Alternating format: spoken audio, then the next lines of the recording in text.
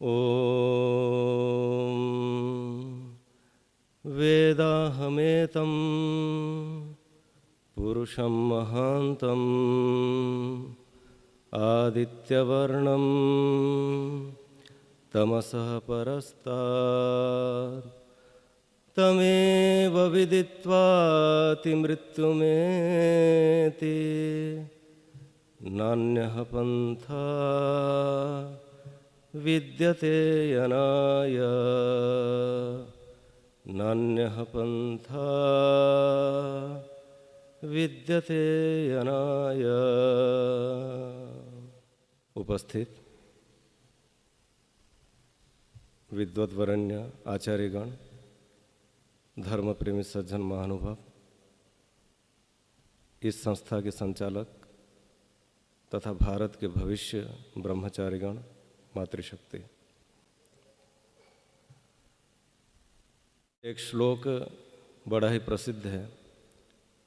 अनित्यानि शरीराणि विभवो नैव शाश्वतः नित्यं सन्निहित मृत्यु कर्तव्यो धर्म संग्रह। बड़ा ही सरल श्लोक है और भावार्थ बड़ा ही गहरा है कि शरीर जो है अनित्य है और धन संपदा ऐश्वर्य वैभव ये भी अनित्य है, नित्य रहने वाले नहीं है। और मृत्यु हमेशा सर पर मंडराती रहती है और इसलिए प्रत्येक मनुष्य को धर्म संग्रह करना चाहिए। वर्तमान जो कर्तव्य है वो धर्म संग्रह में लगाना चाहिए। आध्यात्मिक चर्चा होती रहती है, यहाँ पर सुनते रहते हैं पूज्य स्वामी जी महाराज तथा अतिथिगण से। आज मैं थोड़े से सामाजिक चर्चा भी इसके साथ करूँगा कि वर्तमान जो गुरुकुल में पढ़ रहे हैं, गुरुकुल में रहते हैं, यहाँ का वातावरण और जो बाहर रहते हैं आधुनिक शिक्षा पढ़ते हैं वहाँ का वातावरण, ये दोनों मान लीजिए परस्पर विपरीत है। एक तरफ जहाँ किसी भी प्रकार से धन कमाने की शिक्षा दी जाती है, वहीं हमारे गुरुकुल में जीवन के लक्ष्य जो है मोक्ष को रख करके चलते हैं। स्वामी दयानंद जी ने जब गुरुकुल की एक स्थापना की थी, उनकी जीवनी में आता है, तो वहाँ पर कुछ सफलता उनको प्राप्त नहीं हुई तो उन्होंने गुरुकुल को बंद करवा दिया। उसके बाद स्वामी श्रद्धानंद जी ने गुरुकुल की स्थापना की और उस समय अंग्रेज लोग भी डरते थे उनसे और ऐसा लग रहा था कि उसी गुरुकुल से जा कर के आगे कोई प्रधानमंत्री बनेगा, राष्ट्रपति बनेगा और उसी गुरुकुल के माध्यम से ऐसा लग रहा था कि देश जो है संचालन होगा। परंतु ये हो नहीं पाया। कोई कमी रह गई होगी या फिर कोई दुर्भाग्य होगा हमारा।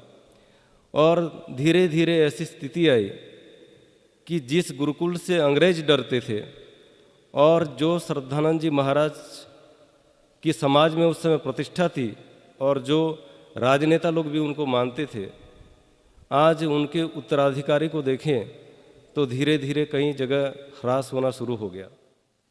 गुरुकुल में जो मेरा परिचय हुआ, लगभग मैं 16-17 साल की उम्र में था तब परिचय हुआ। सबसे पहले मैं, आप लोग आर्यवीर दल कर रहे थे तो सबसे पहले मैं आर्यवीर दल शिविर में ही आया था और इस प्रकार की मुझे वहाँ से उत्साह मिला कि मैं खुद जा करके वहाँ पे सीखता था, पुस्तकें खरीद करके पढ़ता था। परंतु अगर हम एक व्यवस्था की बात करें तो कहीं ना कहीं गुरुकुलों में और हमारे समाज में भी, जिसे हम आर्य समाज से जुड़े हुए हैं, हम सब जानते हैं, तो वहाँ भी थोड़ी बहुत कमियाँ जो है वो रही है। और जब तक हम कमियों को नहीं देखेंगे तब तक हम उस कमी को दूर नहीं कर पाएंगे। तो जो विचार है, जो सोच है, गुरुकुल बना और गुरुकुल जो बना उस समय तो सबसे पहले कैसे विद्यार्थी गुरुकुल जाएं कि जो सबसे कम धन वाले होते हैं, गरीब लोग होते हैं, ऐसे बच्चों को ले आए गुरुकुल में पढ़ाने के लिए। और कुछ बच्चे जो दुष्ट होते हैं, घर में बात नहीं मानते माता पिता के, ऐसे बच्चों को गुरुकुल में डाल दिया गया।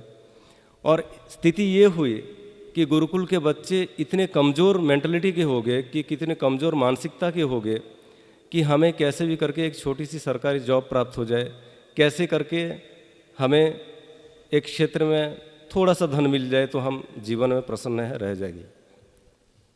और ये जो विचार है यही हमारे जो गुरुकुल के पतन का कारण होने का कारण है। हम भले ही कितने बार कह दे कि अंग्रेज़ों ने हम पर शासन किया, तो प्रश्न तो ये भी उठता है हमको उन्होंने शासन क्यों किया?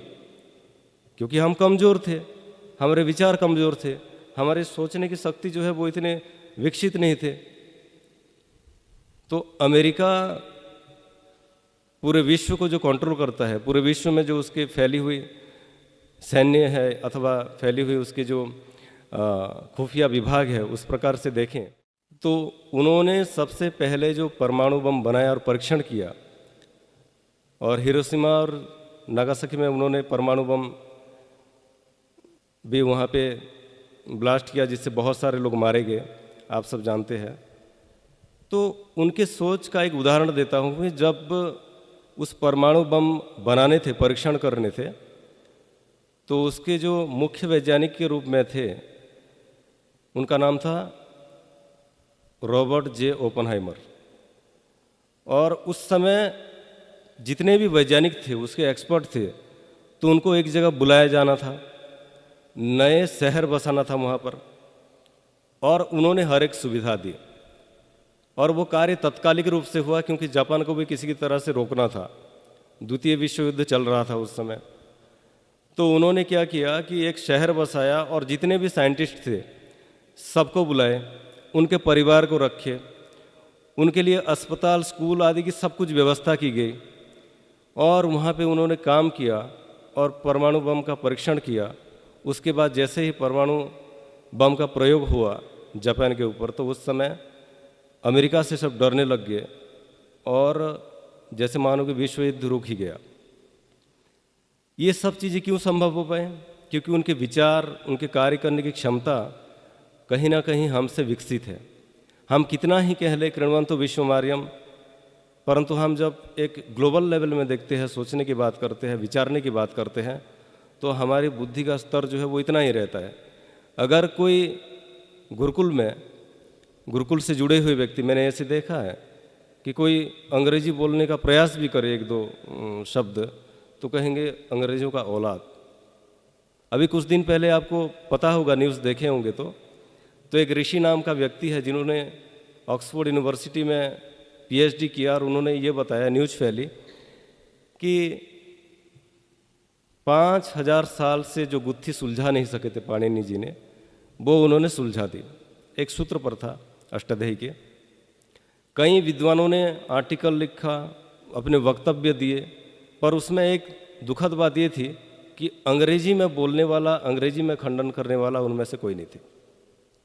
जिसका कारण क्या है? भारत के लोग तो सुनेंगे, लेकिन जिन्होंने पीएचडी की उपाधि दी वो लोग के पास वो बात जा रही है क्या? नहीं जा रही है।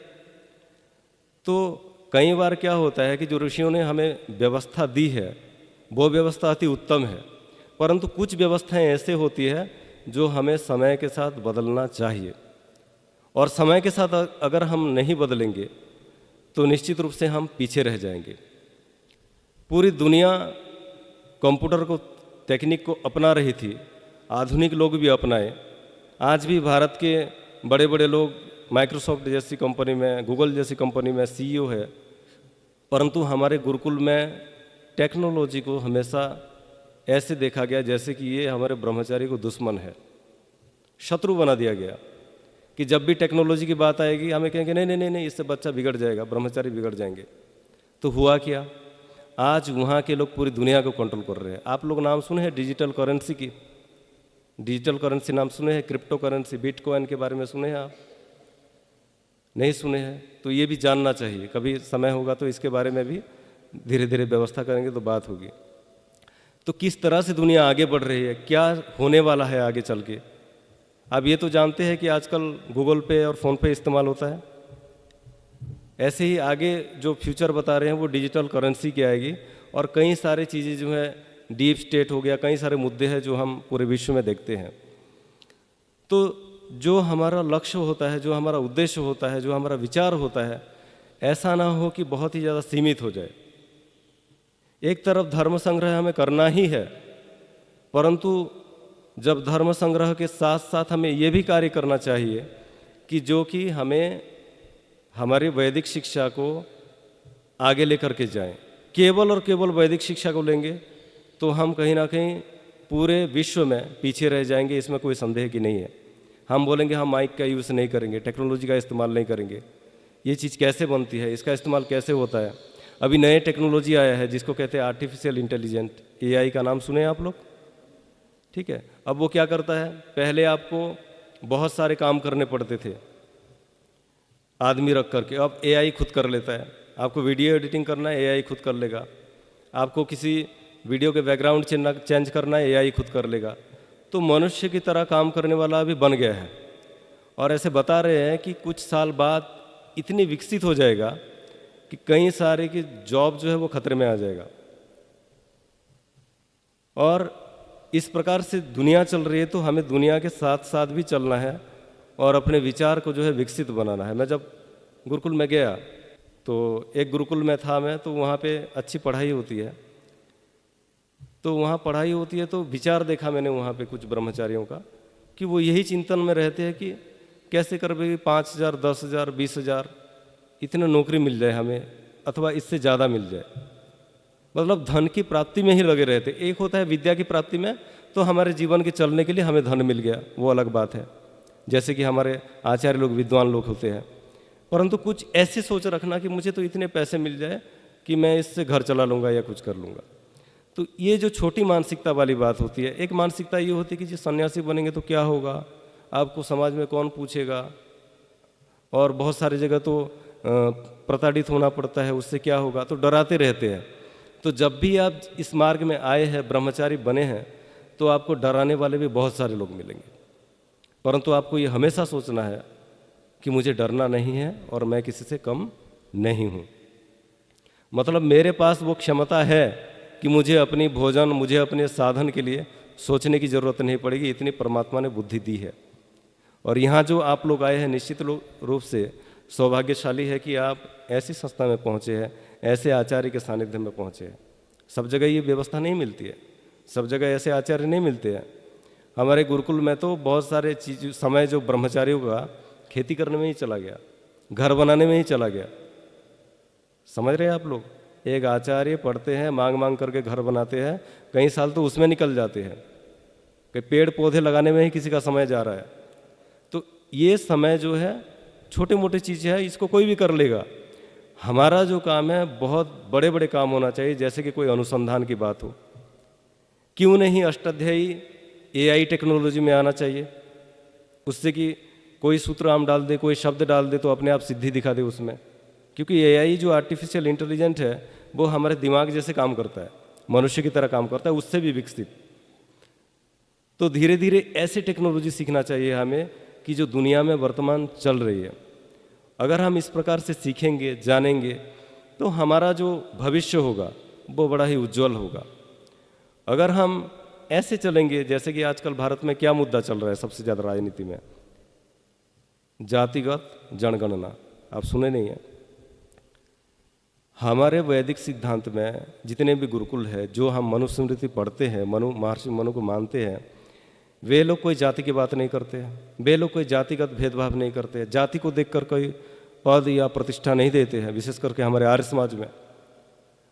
परंतु महर्षि मनु के नाम को लेकर के, कुछ प्रक्षिप्त श्लोक को लेकर के आज लोग और ज़्यादा महर्षि मनु को बदनाम कर रहे हैं, सनातन संस्कृति को बदनाम कर रहे हैं।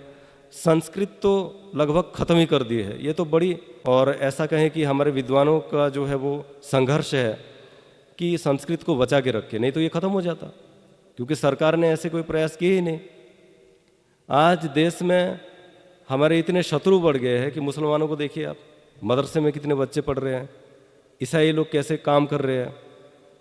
जहाँ पर सरकार आधार कार्ड बनाने के लिए अपने लोग नहीं पहुँचा पाई है, वहाँ पे हमारे ही देश में आकर के, जंगल में आकर के आपको आश्चर्य होगा कि जहाँ झोपड़पट्टी होती है ना रहने के लिए, झारखंड, उड़ीसा और भी कई जगह, वहाँ पे पूरे के पूरे इलाके जो है ईसाई बन गए हैं। उनकी पहले से योजना फिक्स है कि हमें इतने सालों तक भारत में ईसाई मत को फैलाना है। हमारे कोई योजना ही नहीं है, हम कोई चर्चा ही नहीं करते हैं, हम कोई बात ही नहीं करते हैं। गुरुकुल में ये देखा गया है कि कांगड़ी जैसे विश्वविद्यालय वो नष्ट हो गया, वहाँ से कोई विद्वान अभी निकलने का नाम ही नहीं लेते हैं। ऐसी कई सारी समस्या हैं जिसका समाधान ये है कि हमें छोटी मानसिकता से कहीं ना कहीं छोटे विचार से ऊपर उठना पड़ेगा। और ये प्रयास यहाँ पे चल रहा है, अच्छी बात है। मुझे सुनकर खुशी होती है कि इस तरह से योजना चल रही है कि हमारे बच्चे किस प्रकार से हर क्षेत्र में आगे रहें, विद्वान भी बने और उच्चतम शिखर पर जाएं। परंतु जब एक माहौल में हम रहते हैं ना, भारतीय खास करके जैसे होते हैं, भारतीयों का एक दुर्गुणी क्या भी होता है, अन्यों की अपेक्षा, यूरोप कंट्री की अपेक्षा थोड़े आलसी भी होते हैं। पुरुषार्थ बहुत कम लोग करते हैं, लेकिन करते हैं पुरुषार्थ तो भी कम लोग। ऐसे ही इस प्रकार से साफ सफाई में भी देखिए, यहाँ तो वैसे पूरे यूरोप कंट्री की तरह साफ सफाई है, परंतु दूसरे जगह जाके देखिए, किसी किसी गुरुकुल में भी आप जाएंगे तो शौचालय से लेकर हर चीज़ अशुद्धि रहती है बहुत सारे। तो बहुत ही कम संख्या में हमारे भारत में एजुकेटेड लोग हैं, शिक्षित लोग हैं, और कैसे व्यवहारिकता, कैसी योजना बनानी है वो जानने की बात करते हैं। तो कभी भी कहने का तात्पर्य है कि अपने विचार को कभी भी कम मत आकिए और अपने विचार को हमेशा बढ़ाइए कि पूरे विश्व में हमें कैसे नेतृत्व करना है। जयघोष तो हर कोई देता है कि कृण्वन्तो विश्वमार्यम, लेकिन जहाँ बात कार्य करने की आती है, जहाँ कुछ करने की आती है, तो वह कहीं ना कहीं हम पीछे रह जाते हैं। भारत के लोग हम क्या करते हैं, विशेष करके भावनाशील भी होते हैं। विदेशी लोगों में एक खासियत है कि वो भावनाओं को परे रख के काम करते हैं। योग दर्शन में जैसे कहा गया तस् जपस तदर्थ भावनम, कि जैसे जप करना चाहिए वैसे भावना बननी चाहिए। वैसे अगर हम दूसरे क्षेत्र में देखेंगे तो कोई भावना वहाँ पे जो पर नीति से काम लेना पड़ता है, नियम से काम लेना पड़ता है। तो क्या होता है कि एक चीज़ मैंने और देखी जो लगभग हमारे भारतीयों में कमी रहती है कि जब कोई कार्य को हम करते हैं तो उस कार्य के जो निर्धारित क्षेत्र है उसी क्षेत्र में हमें अपना कार्य को देखना चाहिए। मान लीजिए मैं सन्यासी हूँ तो मुझे ये सोचना चाहिए कि सन्यासी का कर्तव्य क्या है, और कोई ब्रह्मचारी है उसको ये सोचना चाहिए कि ब्रह्मचारी का कर्तव्य क्या है। कोई व्यवस्थापक है तो वो व्यवस्थापक अपने क्षेत्र में सोचना चाहिए कि मेरा क्षेत्र क्या है। हम क्या करते हैं, दूसरे की चीज़ों में हस्तक्षेप करने लगते हैं, वो बड़ी समस्या उत्पन्न हो जाती है। और इसी कारण से हम कई जगह मनमुटाव भी हो जाता है, समस्याएं भी आ जाती है, आपस में दूसरों की भी देखने लग जाते हैं कई बार। तो वहाँ पे अपने तक ही सीमित रहना चाहिए कि मेरा कार्य क्या है, मेरा क्षेत्र क्या है, चाहे वो आचार्य हो, विद्वान हो, कर्मचारी हो, कोई भी हो। अपना कार्य को हम पूरे समर्पण के साथ करते हैं तो निश्चित रूप से हमें सफलता प्राप्त होगी। और जो कमियां हैं, जो कुछ हमारे पास चर्चा करने की संबंधी बातें हैं, उसको भी हम आपस में बैठ करके प्रीतिपूर्वक चर्चा कर सकते हैं कि उसका एक हल निकाला जाए। तो इस प्रकार से अगर हम देखते हैं गुरुकुल में, तो कभी भी छोटे विचार ना रखें, छोटे मानसिकता ना रखें, और समाज के साथ जुड़े रहें। वर्तमान क्या चल रहा है पूरे विश्व में, उसके साथ कैसे हम कदम से कदम मिला करके चलें, वो चीज़ें भी हमें सीखना चाहिए। और जहाँ तक वैराग्य की बात आती है, ब्रह्मचारियों में सब लौकिक कार्य में नहीं करते, कुछ लोगों की साधना की भी इच्छा हो जाती है। तो उस समय जब वैराग्य की भावना आती है तो उस कार्य को भी आप पूरे मन और समर्पण के साथ करें। और सबसे बड़ी बात जो है निर्णय, चल रहे कोई निर्णय ले ही नहीं पा रहे हैं। गुरुकुल में है, ब्रह्मचारी हैं, पढ़ रहे हैं, परंतु कोई निर्णय नहीं हो रहा है कि आगे भविष्य में क्या करूँगा। तो जो जितने जल्दी निर्णय ले सकता है वो उतने ज़्यादा आगे बढ़ जाता है कि मुझे भविष्य में सन्यासी बनना है, अभी से सोच लीजिए। मुझे भविष्य में विवाह नहीं करना है, अभी से सोच लीजिए। मुझे भविष्य में विवाह करना है, उत्तम संतान उत्पन्न करना है, अभी से सोच लीजिए। तो कोई भी जो आपके लक्ष्य है अभी से निर्धारित करना शुरू कर दीजिए कि मुझे ये कार्य करना है। फिर उसमें क्या है, धीरे धीरे धीरे धीरे उस कार्य को आप जब करने लगेंगे तो एक समय ऐसा आएगा कि आपकी बुद्धि कम भी होगी, क्षमता कम भी होगी, तो बहुत ज़्यादा वो विकसित हो जाएगी वो क्षमता। तो हर एक व्यक्ति को अपने विचार जो है उच्च रखना चाहिए, और जो अंतिम लक्ष्य है, मोक्ष प्राप्ति के लक्ष्य जो हम बताते हैं, दुखों से छूटना बताते हैं, उसको लक्ष्य बना करके हम भौतिक जीवन को अपने उन्नत बनाएं, और गुरुकुल की शिक्षा, गुरुकुल की दीक्षा, गुरुकुल की व्यवस्था कैसे उन्नत से उन्नत हो, हम राष्ट्र के लिए, समाज के लिए कैसे एक अच्छा कार्य कर सकें। और हमेशा ये याद रखना कि हमारा जीवन जो है कोई विशेष कार्य के लिए मिला है, कोई छोटे मोटे कार्य के लिए नहीं है। हमेशा अपने आप को विशेष सोचिए, तो आप विशेष बन जाएंगे। तो इस प्रकार से हम सोचें, विचारें और सब चीज़ों को देखें, और जो है अपने जीवन को आगे बढ़ाएं। और आप सभी को उज्जवल भविष्य की शुभकामनाएं देते हुए, खास ब्रह्मचारियों को और आदरणीय पीयूष जी, बहन प्रतिका जी आदि सभी, आचार्य रमन जी आदि सभी का मैं हार्दिक धन्यवाद करता हूँ। ओम शम। इतना के वाणी को विराम देता हूँ।